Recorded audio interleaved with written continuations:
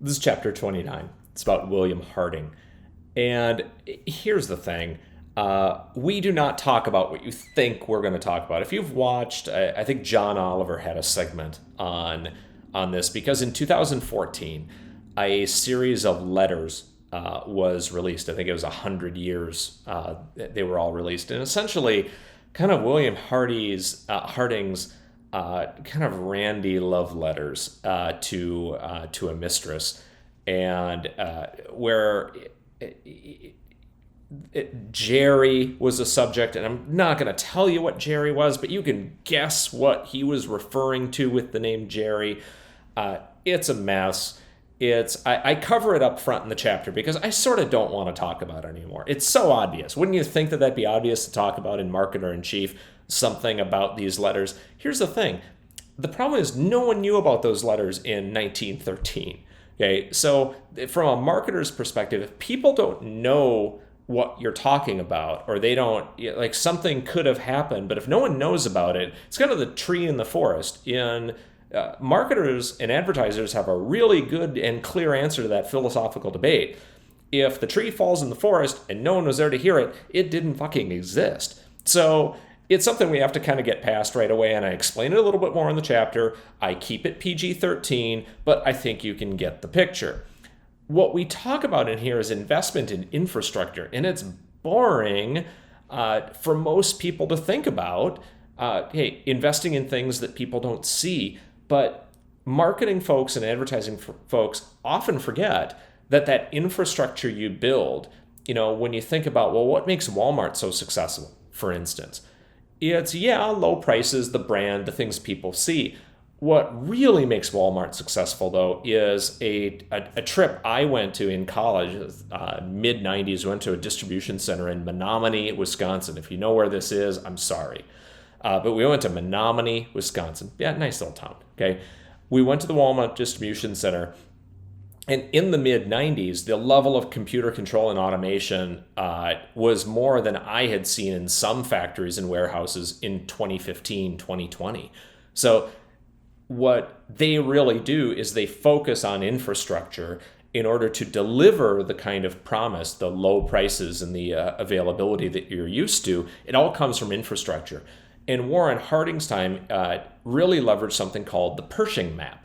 The Pershing map is essentially the precursor to the interstate highway system. And what's important about that, and the excerpt I want to read to you, is kind of why it was such a big deal and what was going on at the time. So here's the excerpt. The Great War, now sadly known as World War I, was a wake-up call to the United States Army. Once the country decided to enter the war in April of 1917, it took until that summer for the first significant numbers of troops to land in France. Everyone knew, especially Germany, that Americans would eventually arrive in sufficient numbers to change the course of the war. In fact, the Germans nearly won the war during that interlude.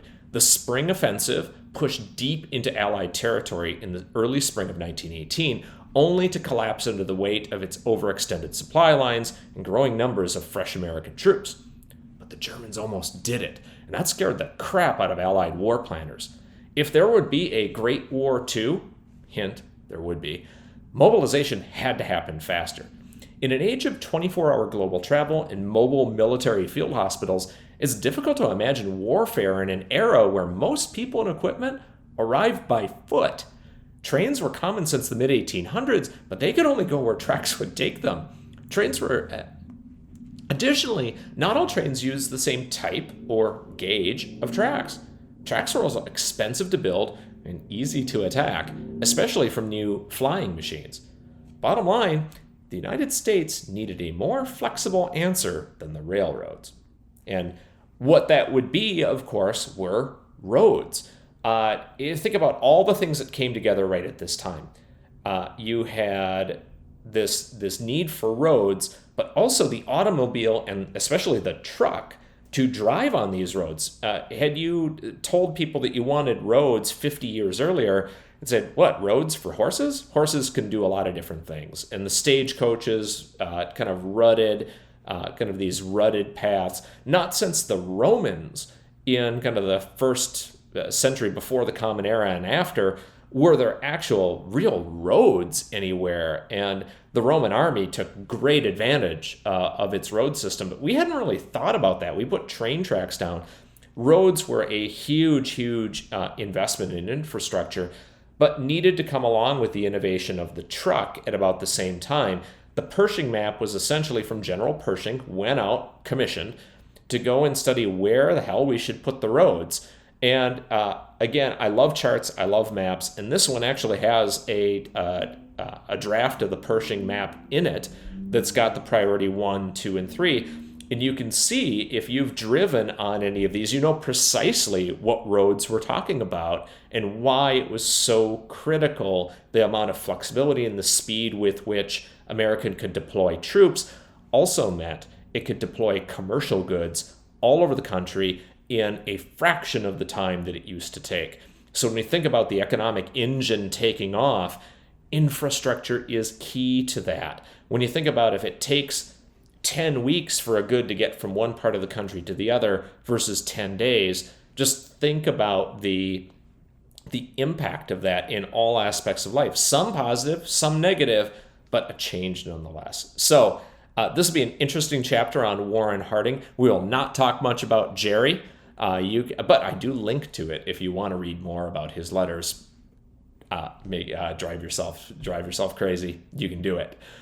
July 4th, Marketer in Chief, available everywhere.